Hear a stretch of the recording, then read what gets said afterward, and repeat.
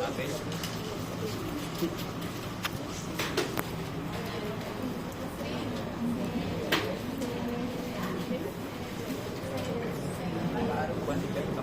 está bien así.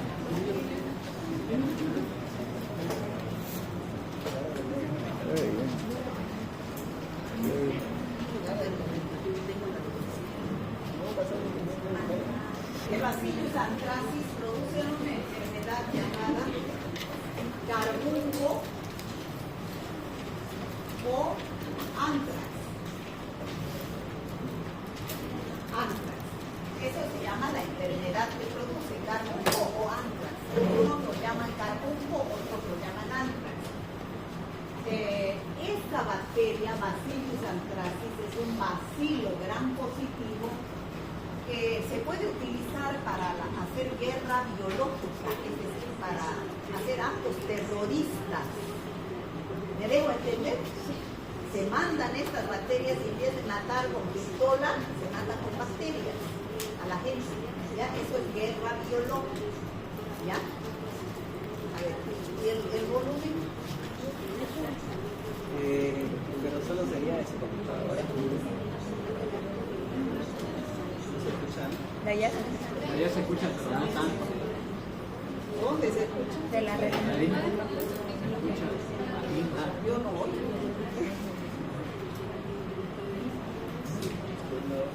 Sería no.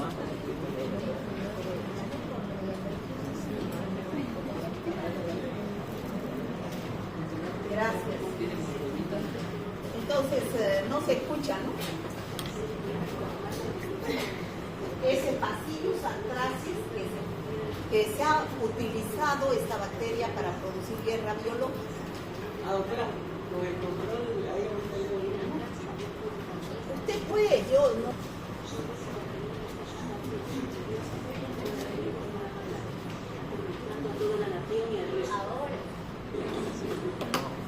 El anthrax es una bacteria que puede llegar a ser extremadamente mortífera y potencialmente benéfica para ser empleada como arma biológica de destrucción masiva. Durante la Segunda Guerra Mundial, los aliados llegaron a producir grandes cantidades para fabricar bombas ante el temor de un ataque biológico de Alemania. El anthrax también fue protagonista en el otoño de 2001, cuando se producía el más notorio acto bioterrorista de los Estados Unidos. Sobres que contenían esta sustancia en su interior fueron enviados para matar, aterrorizando a toda la nación y al resto del mundo. En ¿Quién 2001. había detrás? ¿Cuál fue la investigación del FBI? La próxima noche temática investigará el uso del anthrax como arma biológica de destrucción masiva.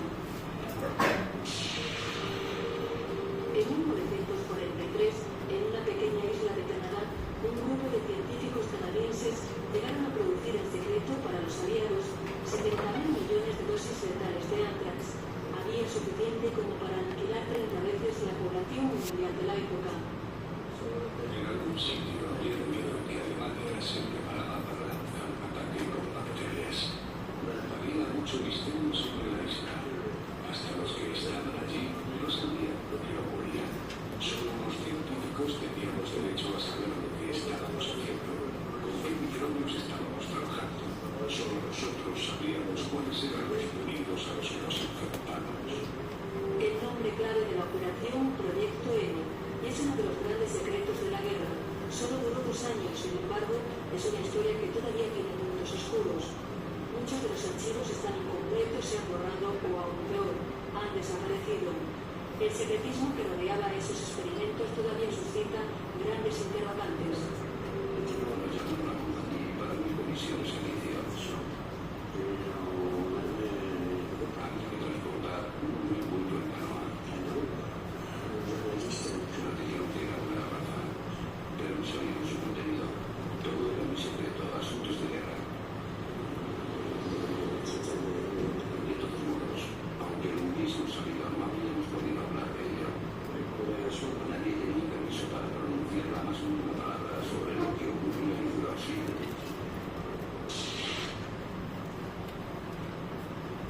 No da más el wifi, ¿no? Bueno, que yo quería ponerles eso, lo van a ver, les he mandado. Es una bacteria que vamos a avanzar, que tiene su importancia.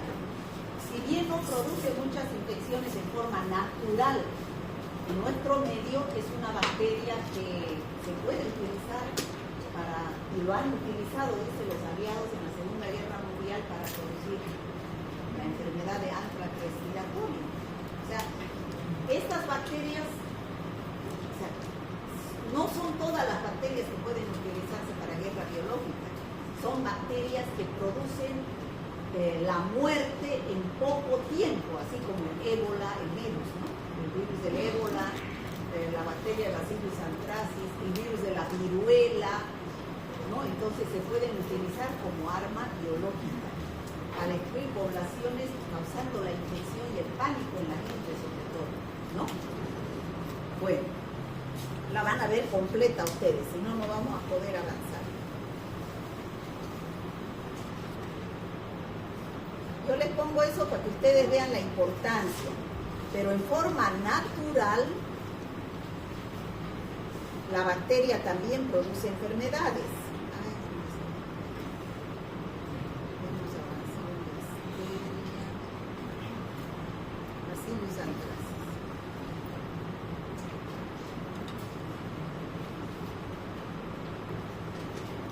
Ya. Entonces el Bacillus anthracis es una bacteria, un bacilo gram positivo que produce la enfermedad del antrax en el ser humano, pero también en los animales. Los animales no solo son reservorios, los animales son la fuente de la infección. Los animales herbívoros, sobre todo los que comen hierbas, producen la infección y de ahí llega al hombre. Por eso es una antropozoonosis. Entonces, estos animales que mueren de antrax en el campo contaminan los campos. Estos animales mueren de hemorragias y sepsis cuando tienen antrax o carbunco. Contaminan los campos. O sea, la gente no tiene cuidado de enterrar a estos animales para que no sean fuente de infección. Los dejan ahí muertos en el campo. Entonces, ¿qué sucede? La bacteria produce esporas. Este Bacillus anthracis esporula, esporo. Ustedes saben que el esporo es una forma de resistencia de la bacteria, ¿no es cierto? Resiste condiciones adversas. Entonces, esta forma vegetativa que estaba dentro del organismo de los animales, al morirse el animal, pues ya no tiene las condiciones favorables de vida a la bacteria. La bacteria se convierte en esporo y contamina los campos, los pastos. Entonces vienen animales sanos, comen ese pasto que está contaminado con esporas. Vienen los agricultores, la gente que trabaja en el campo, si tiene una herida en el pie, ingresa también las esporas. O si come estos animales que están enfermos, también ingresan las esporas por vía oral. O si respira el aire contaminado, también ingresan por vía aérea y producen el carbunco o antrax humano. Es por eso que del animal viene al hombre por 3 vías, en forma natural estamos hablando. ¿Qué digo en forma natural? Sin producir guerra biológica, sino en forma natural. Yo estoy vivo en el campo y me enfermo de antrax porque me contamino con las esporas. ¿Sigue, no? Hablando. Póngale pausa. ¿Qué hago? Pausa, sálgase. Bueno, entonces ingresan estas bacterias por 3 vías. Uno, la vía respiratoria. A ver, ¿quiénes son los más expuestos a antrax? ¿El hombre que vive en la ciudad o en el campo? En el campo, ¿no? Porque es una antropozoonosis.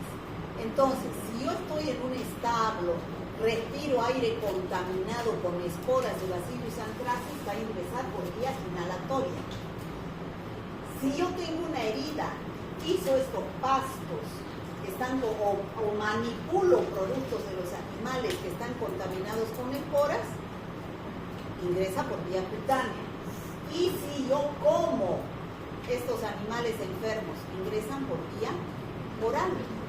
Entonces son 3 vías por las cuales pueden ingresar: vía aérea, vía cutánea y vía oral. las que ingresa. ¿Y cuál es la forma infectante? El esporo de la bacteria. Esta bacteria también tiene cápsula, a la cual se debe su virulencia y su acción antifagocitaria. A ver, son dos cosas diferentes. Si yo les pregunto cuál es el factor de virulencia de la bacteria, la cápsula, porque la cápsula evita que se fagocite. Y si yo les digo cuál es la fuente de infección de la bacteria, es el esporo. El esporo que contamina los campos, ¿no? Entonces, primero se enferma el animal. Pueden ser, ya les dije, los herbívoros, cabras, vacas, ovejas, que ingieren las esporas al comer ese pasto contaminado y mueren de hemorragia y sepsis. Y de ahí es la fuente de infección para el ser humano, que se produce el anthrax en forma natural.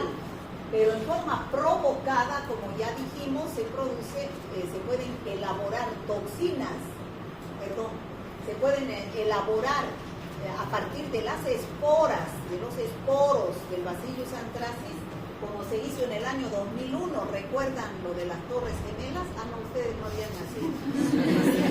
¿De qué año son ustedes? 2006. El 2001, pero han sabido por la historia, ¿o no? Sí. Se derribaron las Torres Gemelas que había en Nueva York. Después, al poco tiempo, la gente empezó a recibir en Estados Unidos unos sobres, los abrían y eran esporos de Bacillus anthracis. Entonces la gente se enfermaba con anthrax respiratorio y no duraba una semana y se moría, ¿no? Entonces es por eso que se puede, en forma provocada, es la forma respiratoria. Entonces vamos a hablar en forma natural nosotros. En forma natural hay las formas externas y las formas internas. Las formas externas del carbunco anthrax y las formas internas. Las formas externas son aquellas que ingresan por vía cutánea y las formas internas las que ingresan por vía oral y por vía aérea o respiratoria. Aquí tenemos la pústula maligna,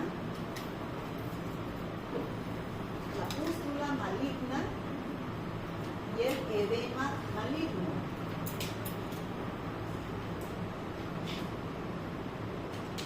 Por vía oral tenemos la neumonía producida por Bacillus anthracis por vía aérea, y por vía oral tenemos el carbunco intestinal y también faríngeo.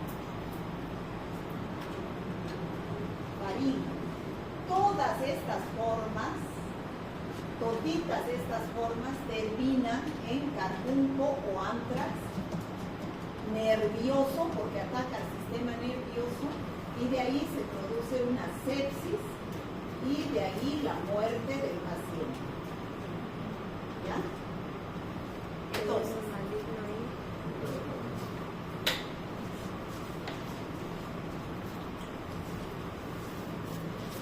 Entonces, cuando ingresa a través de una herida, produce en el lugar de la herida una pústula maligna y un edema maligno. Son dos enfermedades. Cuando yo les pregunte cuando ingresa al Bacillus anthracis por vía cutánea, ¿qué enfermedades produce? Que ustedes solo me pongan pústula, no es. O me pongan solo edema, no es. El nombre se llama pústula maligna y edema maligno. Son conocimientos factuales. ¿Qué significa? Que yo debo aprender de memoria. Por ejemplo, ¿usted qué se llama? Sandra Yasmina. Su apellido, Ortega. Sandra Ortega es su nombre. Ella es Sandra Ortega, no es otra cosa. No es Sandra ni es Ortega, es Sandra Ortega, lo que la identifica a ella. Entonces la enfermedad se llama pústula maligna. ¿Ya? Todavía no han avanzado ustedes infecciones de piel y partes blandas. ¿A qué se llama pústula? Vamos a ver eso, ¿ya? En la piel se puede formar una manchita, así como yo tengo acá una manchita. A esa manchita se llama mácula. solo una manchita, no hay ninguna, o sea, una diferencia de color, pero no hay elevación de la piel. Cuando ya se eleva la piel, cuando aparece un bultito, se dice pápula. Pápula. Cuando aparece un líquido ceroso, amarillo, transparente, puede hacer que se llene aquí una bolsita que aparezca ahí con líquido, se llama vesícula. Y cuando ese líquido se llena de pus, se llama pústula. Y cuando yo me rasco y hago reventar ese material purulento, se seca y se forma una costra. ¿Se entiende? Ya, eso ustedes van a escuchar frecuentemente en todas las infecciones de piel y partes blandas. ¿Ya? Entonces la pústula maligna y el edema maligno son las dos infecciones a nivel de piel, y las formas internas, es decir, cuando ingresa por la boca al comer, entonces se va a producir carbunco intestinal, que son hemorragias digestivas, el carbunco faríngeo, y cuando ingresa por vía aérea el carbunco o antrax pulmonar. Como les decía, todas terminan en carbunco nervioso y sepsis, y el paciente se muere. Vamos a empezar a describir las dos primeras, la pústula maligna y el edema maligno. Ya les dije, es porque estos animales contaminan los campos con esporos, y esos esporos ingresan. Las que contienen esporas de antrax son enviadas a varios medios de comunicación y oficinas de salud. ¿No lo he sacado?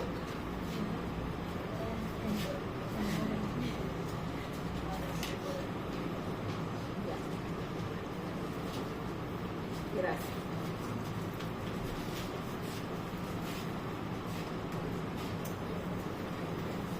Entonces, están los esporos aquí, ingresan por una herida en cualquier parte que esté descubierta y haya la herida y entre en contacto con los esporos. Entonces, ¿qué va a suceder? Va a aparecer en el lugar donde está la herida, va a ingresar la bacteria, puede ser la cara, cabeza, miembros superiores, inferiores. Y después de un periodo de incubación de 2 a 3 días que tenga la bacteria, van a empezar a aparecer los signos, ¿no es cierto? ¿Qué va a aparecer? Una pápula eritematosa. ¿Qué es eritematosa? Roja. Una pápula, o sea, una elevación de la piel roja, que se convierte en una vesícula pruriginosa, o sea, ya con líquido, y empieza ¿qué es prurito? Picazón. Una vesícula que pica, entonces el paciente se rasca y erosiona la piel, la convierte en una herida. Y después, con el tiempo, eso se seca y se convierte en una escara de color negro. Esa es la pústula maligna. Al tercer día, esa escara se seca, es deprimida y se vuelve negra. ¿Qué puede suceder en el paciente cuando sucede esto?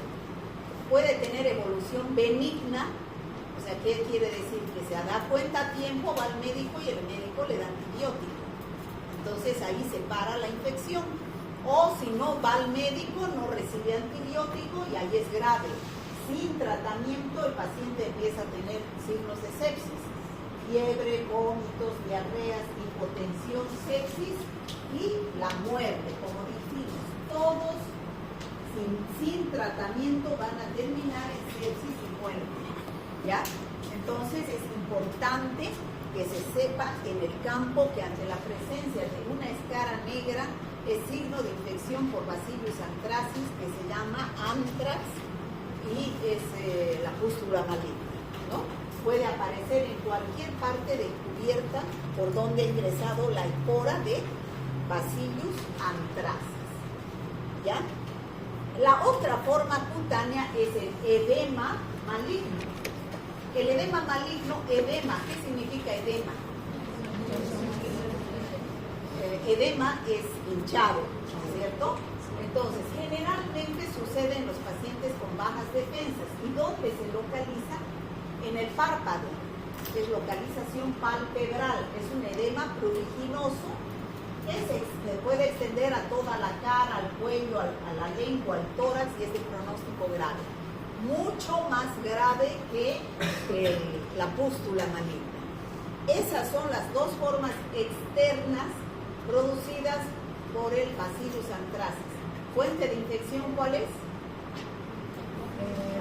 Esporas del Bacillus anthracis. ¿Y cuál es la vía de transmisión? Cutánea. Parece que no me están entendiendo eso, ¿no? Yo he explicado la anterior clase. No se confundan vías de transmisión con fuente de infección. Fuente de infección es la fuente de infección, donde está la bacteria o el factor de patogenicidad de la bacteria. Los esporos de Bacillus anthracis provenientes de animales muertos. Esa es la fuente de infección. ¿Y dónde está la vía de transmisión? En el huésped susceptible, en el sano. ¿Cuál es? Una herida, una vía cutánea.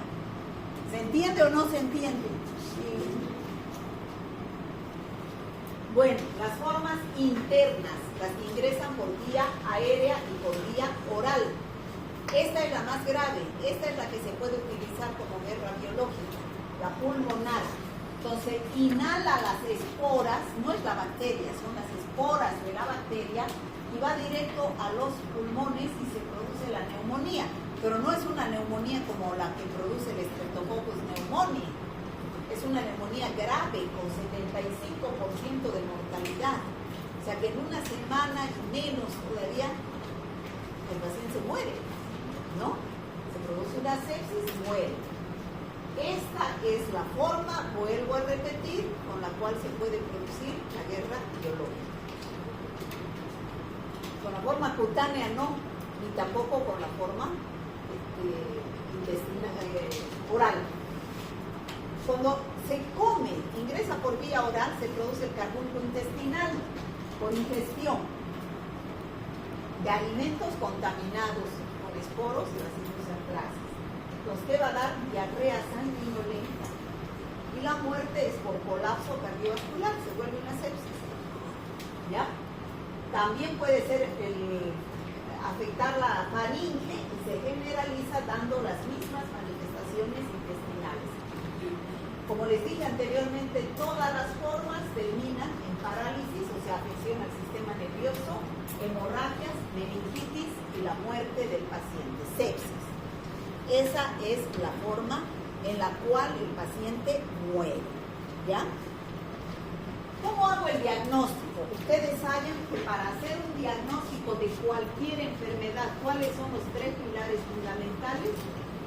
De la clínica, la epidemiología, el laboratorio o los rayos X o la ecografía, eso se llaman métodos auxiliares de diagnóstico. Bueno, por la clínica, raras veces existe antrax. Entonces, solamente en casos de epidemia, ahí son rasgos epidemiológicos, yo puedo decir, si un caso, yo por laboratorio y la clínica aseguro que es antrax, los demás casos que presenten la misma signo-sintomatología, por nexo epidemiológico voy a decir es antrax, ¿ya? Pero, ¿cómo se presenta en el laboratorio? En el laboratorio, a la radiografía de tórax se puede observar una alteración en la placa radiográfica con ensanchamiento del mediastino, pero sin infiltrados intersticiales.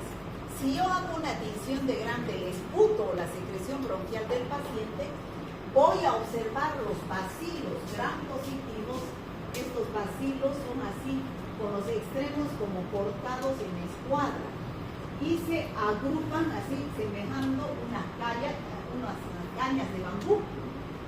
¿No? No son como los otros bacilos con los bordes así redondeados. No, estos son como los extremos cortados así a escuadra, ¿no? Entonces, la tinción de Gram y el cultivo de la sangre son los métodos más útiles para el diagnóstico, para decir si es Bacillus anthracis. ¿Con qué se realiza el tratamiento? Debe iniciarse al principio, porque es una enfermedad aguda, grave, que rápidamente puede llegar a veces a un deceso fatal, ¿no? El antibiótico de elección, como todo gram positivo, es la penicilina, en altas dosis vía intravenosa. Y en pacientes alérgicos se puede utilizar macrólidos como la eritro, la roxi, la ciprofloxacina, que es representante de los macrólidos, o la doxiciclina. Bueno, y la terapia de soporte vital, esos pacientes van a llegar en mal estado de salud, ya por ahí en estado ya de meningitis, sepsis, parálisis, antes de la muerte del paciente, ¿no? Hay que mantener las medidas de soporte vital. Profilaxis. ¿Cómo yo puedo prevenir estas enfermedades? Sabiendo que es una enfermedad que viene de los animales. Sabemos que hay cueros que se utilizan de los animales para fabricar chamarras de cuero, artefactos de cuero, ¿no es cierto? Y no sabemos de dónde proviene ese cuero. Si viene de animales muertos, pueden haber muerto de antrax y están con esporos. Y los esporos pueden vivir años, porque es la forma de resistencia de la bacteria. Entonces, ¿qué es lo que en estas industrias de cuero se debe a este personal debe aplicar normas de bioseguridad? Uso de guantes, ¿no? Uso de barbijo para que no ingrese ni por vía aérea ni por vía cutánea. Ahora, existe una vacuna que se puede aplicar en casos de epidemia, pero en nuestro caso, por ejemplo, no se aplica. Por ejemplo, hay un estudio epidemiológico que se ha hecho en algunas profesiones, por ejemplo, y se ha encontrado más en los carniceros, porque manipulan carne contaminada, en los tapiceros que manejan cuero, en los que hacen sillas de montar, en los curtidores, en los pastores, en los poseedores de guantes de piel, o sea, de cuero. Se ha encontrado entonces casos que se han presentado como ser una enfermedad profesional, ¿no? De la ocupación que tienen, hay el mayor riesgo de adquirir esta infección. Bueno, ¿cómo hago el diagnóstico bacteriológico, ¿no? De laboratorio? Dependiendo de la localización de la infección, yo voy a sacar muestra de la pústula o bien de la vesícula por punción.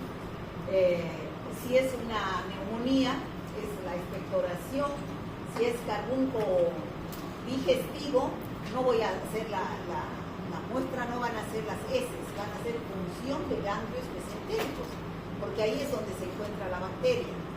Y si es un animal que sospecho yo de que él haya sido la fuente de infección del anthrax, cuando está muerto se le saca la oreja, el metatarsiano o metacarpiano del cadáver del animal, porque se dice que ahí es donde se encuentra en mayor cantidad la bacteria. Ya ustedes saben que se hace examen directo, tinción de Gram, donde se ven los bacilos así como cortados en escuadra y se cultiva en el agar sano. ¿Cuáles son los factores epidemiológicos? O sea, aquí, la epidemiología.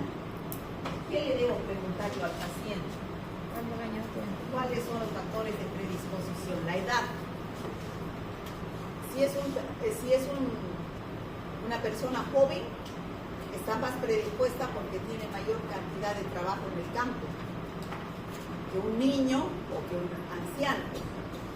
El hombre generalmente sale a trabajar al campo, la mujer se queda más en la casa. El ambiente, o sea, el campo rural, la profesión, los campesinos, los veterinarios, los carniceros, los ebanistas, ¿no? Que trabajan con cuero. Y epidemiológicamente no olvidarse que puede ser una bacteria que puede ser utilizada como arma biológica para producir bioterrorismo. ¿Habían escuchado hablar ustedes del Bacillus anthracis?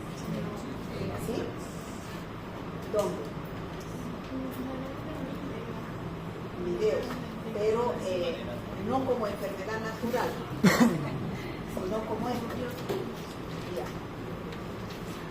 Bueno, la otra especie del género Bacillus es el Bacillus cereus. El Bacillus cereus es una bacteria mucho más, no es grave, produce infecciones gastrointestinales debido, ¿cuál es el factor de virulencia? Una toxina que produce. Se contaminan los alimentos con Bacillus cereus Y ese Bacillus cereus produce una toxina. Y esa toxina puede producir náuseas, vómitos cuando el periodo de incubación es corto, o producir diarrea en un periodo de incubación más largo. Pero es una diarrea benigna, autolimitada. ¿Qué significa autolimitada? Que de por sí se va sin tratamiento, dura 3-4 días y se autolimita y acabó la infección. Lo que hay que hacer es tratar los síntomas, ¿no? Ha sido implicado en sepsis, endocarditis, infecciones respiratorias en casos muy pocos casos. Bueno, ¿cuál es la especie del género Bacillus patógena para el hombre? Bacillus anthracis y Bacillus cereus. ¿Qué morfología presenta esta bacteria? Bacilo gram positivo. ¿Cómo se agrupa? En cadenas como cañas de bambú, ¿no? ¿A qué se debe la acción patógena de la bacteria? ¿Qué tiene? Cápsula. Tiene su cápsula que evita la fagocitosis. Ahora, si yo les digo cuál es la fuente de infección de la bacteria, los esporos. ¿Y cuál es la vía de transmisión? Cutánea, aérea y oral o digestiva, ¿no? ¿Qué cuadros clínicos produce? A nivel cutáneo, cuando ingresa por vía cutánea. Pústula maligna y edema maligno. ¿Cuál es el más grave? El edema maligno, ¿no? A nivel pulmonar, cuando se aspira los esporos, la neumonía o antrax respiratorio. Y a nivel oral, cuando se come alimentos contaminados, el carbúnculo intestinal y el faríngeo. Los externos, ¿no? Pústula maligna, edema maligno, el más grave es el edema. ¿Cuál es la importancia epidemiológica de esta bacteria? Que puede ser utilizada como arma biológica.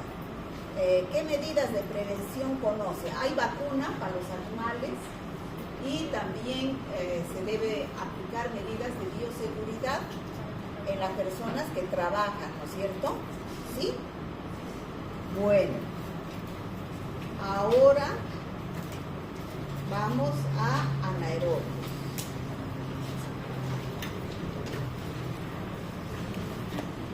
Infecciones por anaerobios.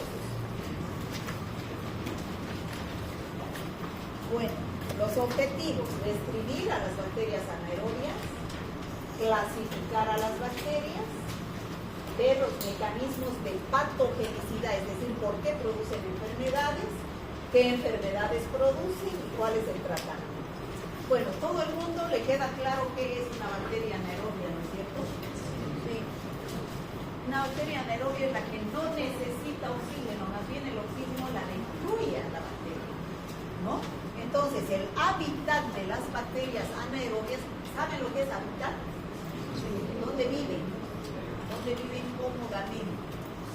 Está limitado a zonas corporales de nuestro cuerpo, del hombre y de los animales, donde la tensión de oxígeno es baja. O sea, ¿dónde generalmente, qué lugar de nuestro cuerpo habitan más estas bacterias? En el colon, en el intestino.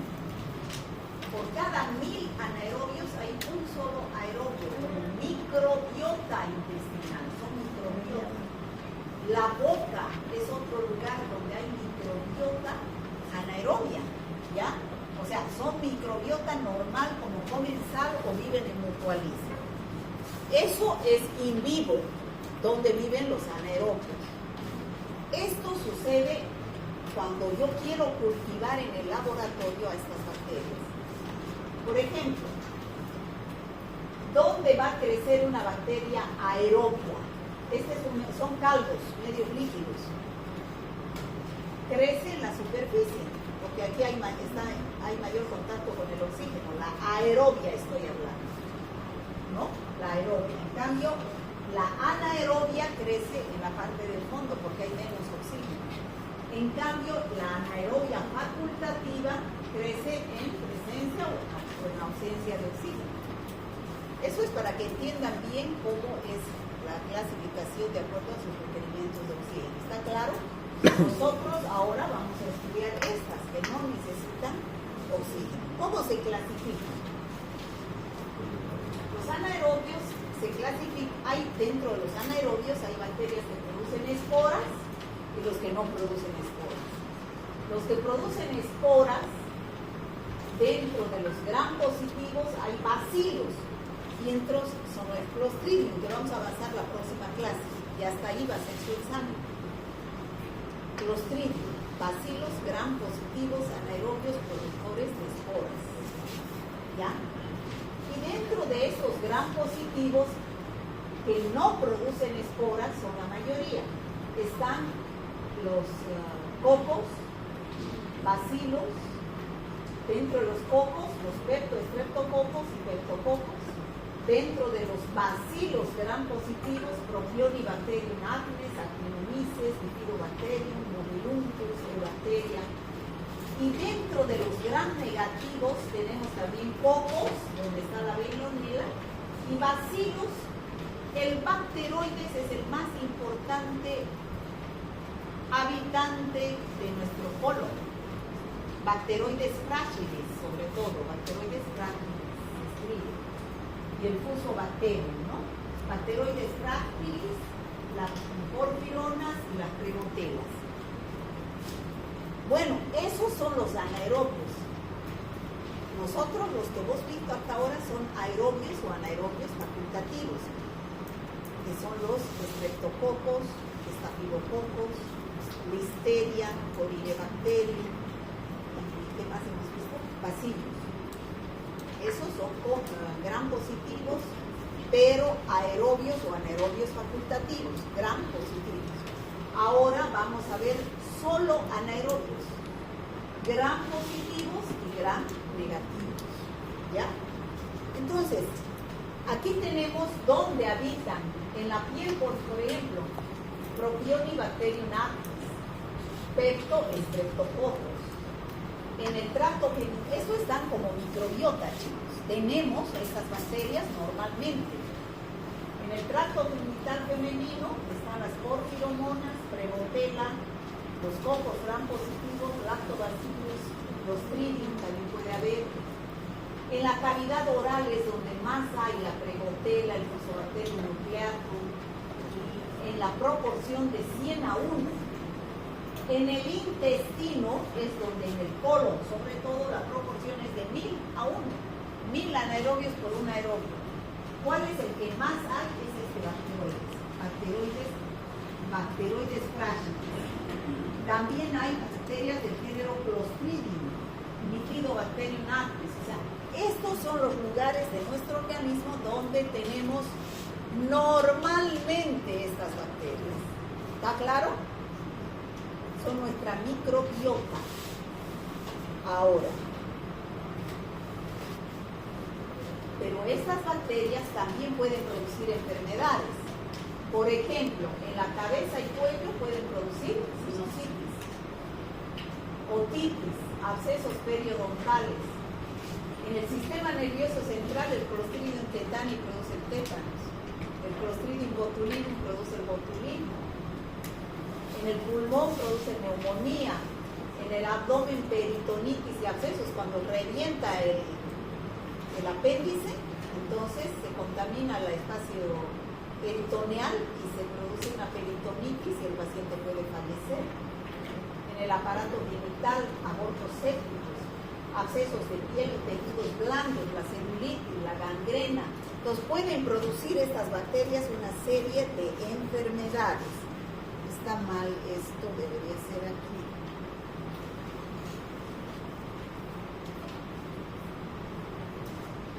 Doctora, entonces son oportunistas los que viven en la microbiota. No, eso es por eso es lo que yo...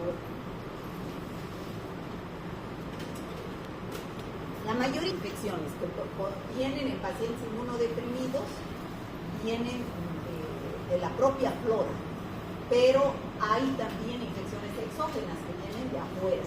Por ejemplo, el Clostridium tetani, yo me piso un clavo que está contaminado con tierra, con esporos y por ahí ingresa. Ese es externo.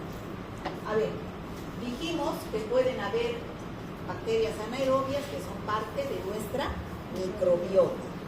¿En qué cantidades? Aquí están los lugares donde puede haber estas bacterias y en qué cantidades, ¿no? Total de bacterias por mililitro o gramo de tejido. ¿Dónde hay mayor cantidad? En el colon, en el surco gingival y en el colon. Son los lugares que mayor cantidad de microbiota anaerobia tenemos. Y fíjense, en el surco gingival, o sea, en la encía, hay 1000 anaerobios por cada aerobio.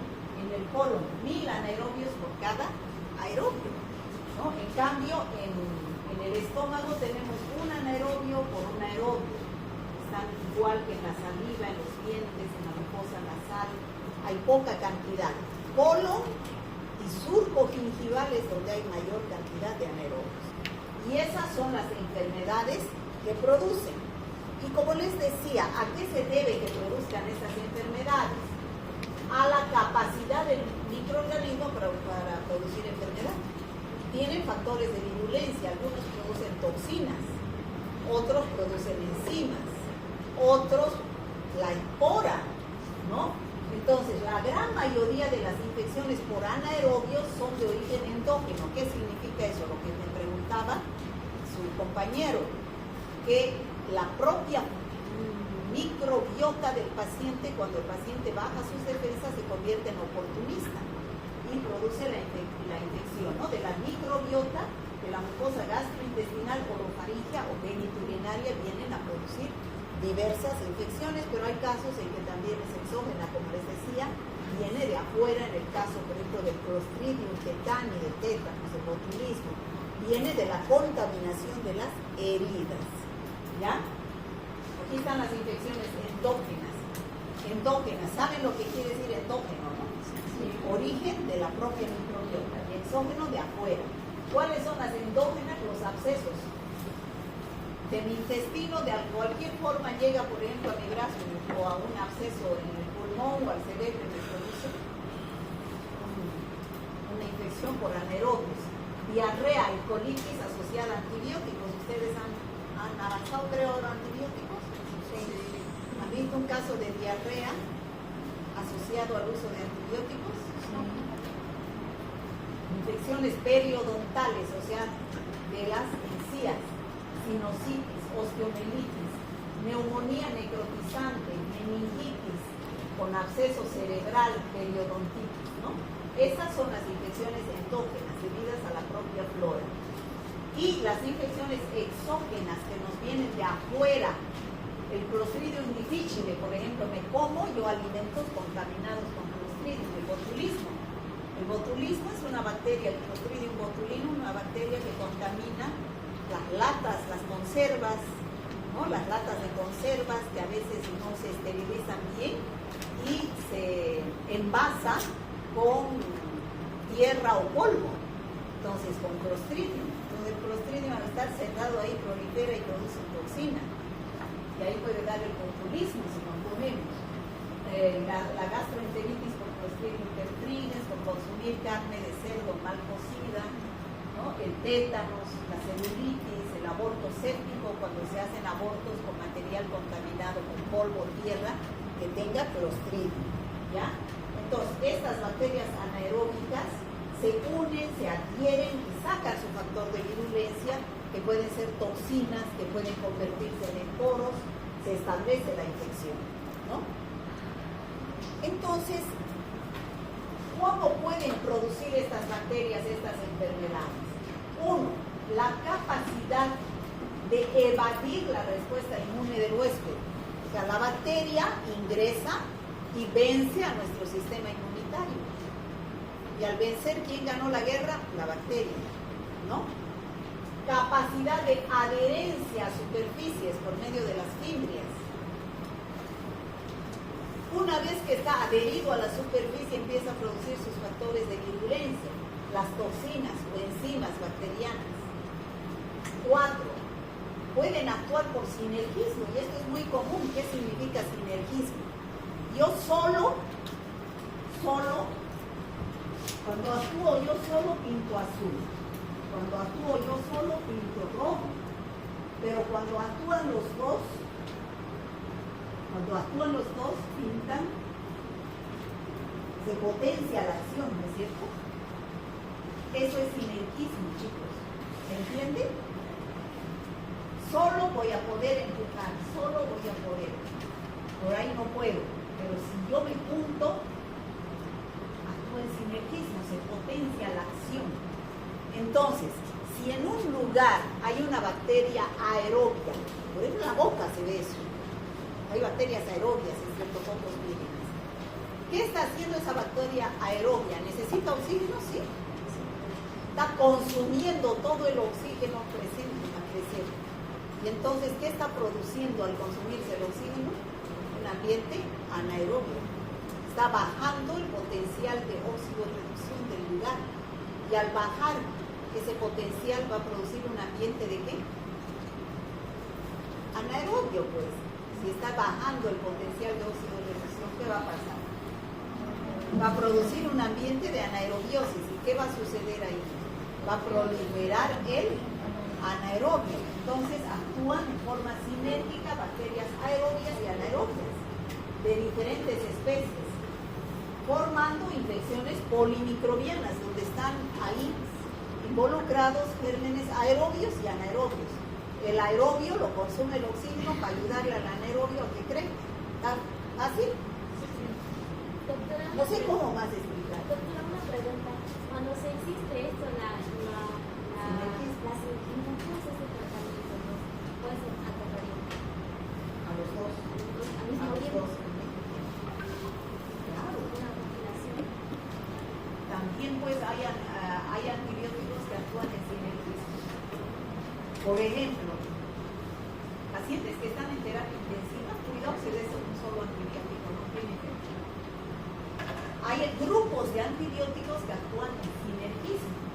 ¿Qué quiere decir? Que si yo actúo solo con un betalactámico, me va a producir una acción. Pero si lo asocio con un aminoglucósido, me va a potencializar la acción.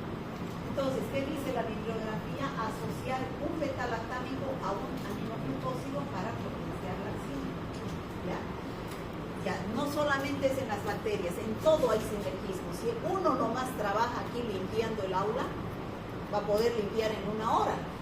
Pero si 5 de aquí se ponen las pilas y limpian el aula, ¿en cuánto tiempo lo van a hacer? ¿En 1 hora? En 10 minutos, ¿no es cierto? Entonces en todo sucede eso, en sinergismo. Bueno, cuando producen estas bacterias anaerobias infecciones en piel y partes blandas, ¿qué es lo que se va a observar? Por ejemplo, una bacteria anaerobia es el Clostridium perfringens. ¿Han escuchado hablar? ¿Han escuchado hablar de la gangrena? Sí. La gangrena es necrosis del tejido, destrucción del tejido por falta de circulación sanguínea. Y al no haber circulación sanguínea no hay oxígeno en ese lugar. Y al no haber oxígeno, ¿qué pasa? Proliferan las bacterias anaerobias. Entonces, la gangrena se caracteriza porque se forma necrosis, color fétido en lugar de la gangrena y está relacionado con el uso de aminoglucósidos, antibióticos que requieren mucho oxígeno y que eliminan la flora normal. Dice que esos antibióticos consumen el oxígeno facilitando el desarrollo de los anaerobios. También puede haber, en el caso de mordedura de animales, cuando muerde un animal, la boca de cualquier animal o persona es llena de bacterias, ya lo vimos, ¿no es cierto? El primer zoológico es el intestino, el segundo es la boca, ¿no? Entonces, si muerde un animal, está abriendo una herida, y esa herida es una puerta de entrada, y esa puerta de entrada la está contaminando con saliva, y esa saliva ¿tiene o no tiene bacterias? Llena de bacterias anaerobias, aerobias y de todo, ingresan por ahí las bacterias y se puede producir una infección a nivel de piel y tejido blando. Entonces, ¿qué factores predisponen a que se produzcan estas infecciones por anaerobios? Un trauma, o sea, una herida de piel, de las mucosas, una irrigación sanguínea deficiente, Por ejemplo, en los diabéticos, ¿hay irrigación sanguínea deficiente? Sí. Entonces, no hay oxígeno, lo cual lleva a una necrosis de los tejidos porque hay una disminución del oxígeno, del potencial óxido-reducción y facilita para anaerobios. Bueno, aquí está otra tablita, cómo es la clasificación de los anaerobios, en gram positivos y gram negativos, son los de importancia clínica, los que producen enfermedades. Aquí están en los cocos, streptococos, en los bacilos que producen esporas, el Clostridium, que vamos a ver la próxima semana.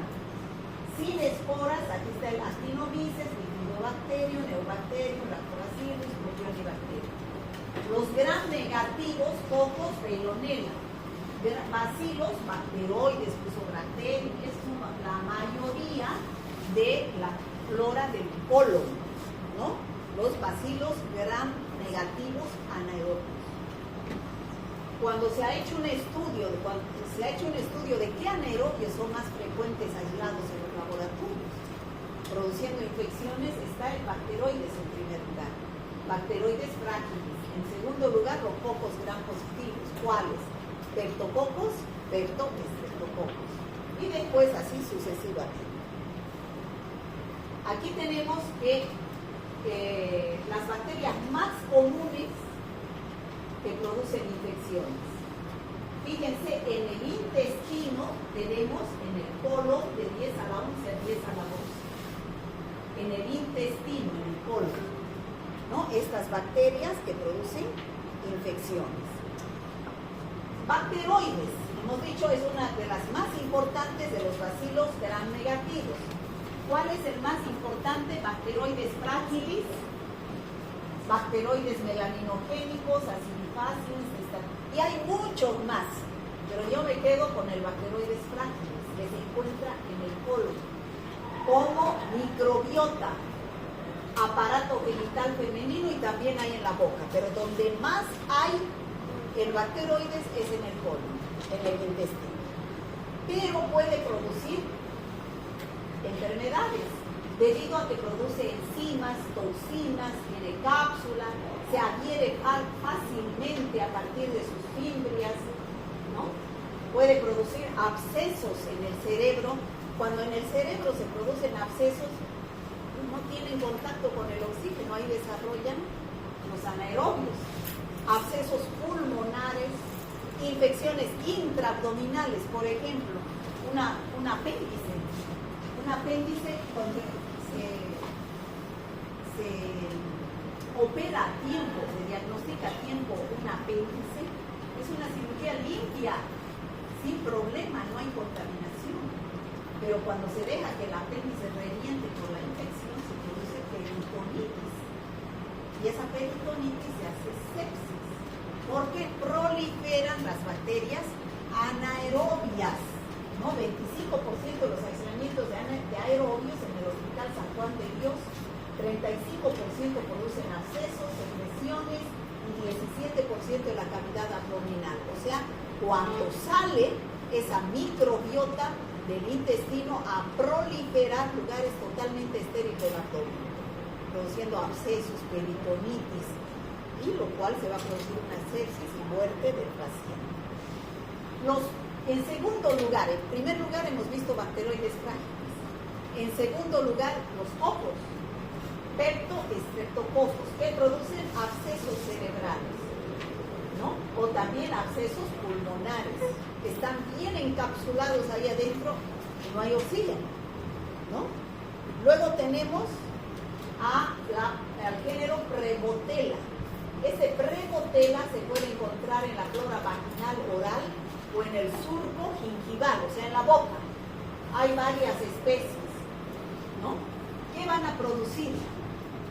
Pueden presentar a nivel de vías respiratorias altas, de aquí para arriba. Pueden producir otitis media, sinusitis, infecciones periodontales de las encías. Y a nivel, cuando ingresan más adentro, a los pulmones, pueden producir neumonía, absceso pulmonar, empiema pulmonar, ¿no? Y todas esas infecciones localizadas se pueden transformar en infecciones generalizadas. Por ejemplo, una bacteremia, tracto urinario, abscesos cerebrales, osteomielitis, se convierten en sepsis y la muerte del paciente. Otro bacilo gram negativo, el Fusobacterium nucleatum, Alosis, Tersulci, son bacilos gram negativos anaerobias que se encuentran como parte del colon, pero también se encuentran en la boca, en el surco gingival. Entonces, está muy relacionado con una angina, que es la angina de Viscedo. Todos estos son oportunistas, o sea, bajan las defensas del paciente y producen las infecciones en los lugares donde se encuentran. Las porfiromonas, ¿no? En el colon, en la vagina, es parte de la microbiota bucal, pero también pueden producir periodontitis. Generalmente son los dentistas los que detectan estas enfermedades, ¿no? Periodontitis, gingivitis. La gingivitis toma una forma nueva llamada gingivitis ulcerativa necrotizante aguda. O sea, son infecciones a nivel de la boca, los dientes, sobre todo las encías, ¿no? La infección a nivel de las encías son las periodontitis. Y ahí el especialista que atiende estas periodontitis es el odontólogo periodoncista. Periodoncista se llama, ¿no? Porque ahora hay especialidades, así como en medicina hay, también hay en odontología. ¿Cuál es un odontólogo periodoncista? Sí, hay como hay ortodoncista, hay periodoncista. Periodoncista es de las encías, ortodoncista es de la... ponen las ortodoncias. O sea, hay especialidades también dentro de los dentistas, pero estas bacterias anaerobias se encuentran en las encías, o sea, producen infecciones periodontales, abscesos, ¿no? Infecciones en la boca, en los pulmones, ya hemos visto. El pie diabético, chicos. ¿Han escuchado hablar del pie diabético? Sí. Este es el pie, por ejemplo. Grado 0, pie de riesgo, la piel intacta. Grado 1, aparece una heridita en el pie que afecta el tejido celular subcutáneo. Grado 2, esta. Úlcera profunda que afecta tendón y o cápsula sin osteomielitis, o sea, no hay afección del hueso. Grado 3, úlcera profunda que afecta hueso, o sea, aquí hay osteomielitis. Grado 4, ya afecta los dedos, ya hay gangrena. Fíjense, ya están los dedos, gangrena que afecta únicamente dedos. Entonces ahí ya hay necrosis del tejido de los dedos. Entonces, ¿qué hay que hacer? Empezar a amputar los dedos. Sacar el tejido muerto. ¿Para qué vamos a sacar el tejido muerto? Para restablecer la circulación sanguínea, ¿no? Si no sacamos a tiempo, eso avanza volando. Después ya agarra el pie. Gangrena que afecta el medio pie, antepié, y se amputa ya todo el pie. Y así los diabéticos que no se cuidan se van amputando de a poco hasta que se quedan sin pierna y se mueren de sepsis, ¿no? Son los diabéticos que no se cuidan. Pero el que se cuida y está controlado, no pasa esto. Si tienen algún paciente diabético en su casa, un pariente, algo, deben decirle que se tiene que cuidar, porque si no va a terminar sin pierna, ¿no?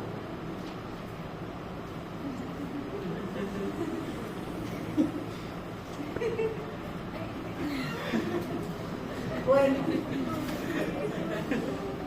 ¿cómo hacemos el diagnóstico general de anaerobios? Ya sabemos que producen infecciones graves. Tenemos que pedir un cultivo bacteriológico, la tinción de Gram. El cultivo se tiene que hacer en jarras de anaerobios, para que no se muera la bacteria. Hay que identificar las bacterias, hay que dar antibióticos mediante diferentes pruebas bioquímicas. Ahora, esto es importante. Ustedes no pueden mandar cualquier muestra para investigar anaerobios. Por ejemplo, lugares donde hay microbiota que está en contacto con el oxígeno, no pueden mandar muestra para anaerobios. Un espute, ¿mandarán para anaerobios? No, porque van a crecer gérmenes aerobios, ¿no? O sea, no se debe mandar un hisopo de faringe. ¿Por qué? Porque hay aerobios, están en contacto con el oxígeno. Esputo expectorado tampoco, lavado bronquiales tampoco, hisopos vaginales tampoco, cervicales, uretrales. Estas muestras que están en contacto con el aire no tienen por qué investigarse anaerobios, porque no hay, se van a morir. Entonces, ¿cuáles son las muestras que ustedes deben sacar y pedir un estudio para aerobios? Las que son por punción, los aspirados se llaman, ¿no? Cualquier aspirado de un sitio normalmente estéril. Por ejemplo, si yo tengo un absceso cerebral, tengo que sacar por punción el material purulento y ahí puedo investigar anaerobios. Un absceso pulmonar, ¿no? En lugares estériles donde no haya contaminación con aerobios. Desinfección adecuada del sitio con aguja y jeringa, nunca con hisopo. Si yo tengo un absceso, si quiero investigar anaerobios, tengo que sacar con jeringa, no con hisopo, porque se me va a contaminar con flora aerobia. Y transportar rápidamente al laboratorio para evitar que estas bacterias se mueran, no con hisopo, ¿no? Por ejemplo, ¿qué se hace en las heridas? En las heridas hay que lavar primero la herida con solución fisiológica y eliminar el tejido superficial porque está contaminado con flora aeróbica. Entonces, ¿qué es lo que hay que hacer? Sacar de adentro el material con un bisturí, es como un tipo biopsia, ¿no? Sacar el material para si yo quiero investigar y sospecho de anaerobios, ¿no? Y llevarlo rápidamente la muestra al laboratorio para que se pueda cultivar, ¿no? Y en el laboratorio se debe cultivar rápidamente para que no se ponga en contacto con el oxígeno. Fíjense, en el laboratorio hay estos medios de transporte que ustedes deben pedir cuando tengan una muestra que quieren investigar anaerobios. En el laboratorio se utiliza esa jarra de anaerobiosis que se llama jarra de Gasta para que crezcan los anaerobios, ¿no? Entonces, una vez que se toma la muestra, se investiga qué bacteria es, identifica, se hace el antibiograma. ¿Qué antibióticos se pueden utilizar para estas infecciones por anaerobios? Metronidazol. ¿Han escuchado? También se utiliza en parasitología. Sí. Este es un antibiótico que se utiliza también en parasitología para amebas, para Trichomona vaginalis, pero también se utiliza para anaerobios. Clindamicina, amoxicilina, piperacilina, estos cubren aerobios. ¿Ya? Ahora, si es una infección de piel y parte blanda, como les decía, ¿qué es lo que hay que hacer? Primero, sacar el tejido necrosado. Al sacar el tejido necrosado, entonces estoy sacando el tejido muerto, que es la fuente de infección del anaerobio, porque no hay circulación sanguínea en ese tejido muerto. Al sacar el tejido muerto, nuevamente la sangre vuelve a circular por los tejidos, llevando oxígeno. Y al llevar oxígeno, ya no hay proliferación de anaerobios, ¿no? Entonces también se puede colocar esa herida para que cicatrice más rápidamente en las cámaras hiperbáricas, dice, o sea, donde reciben destilaciones de oxígeno para destruir al anaerobio. Bueno, ya me cansé, chicos. Esas son las preguntas que deben hacer. ¿Está claro? Sí. Bueno, hoy día hemos avanzado Bacillus anthracis y anaerobios. Les sugiero que vean ese video para que vean la importancia del Bacillus anthracis que han estudiado hoy. ¿Ya?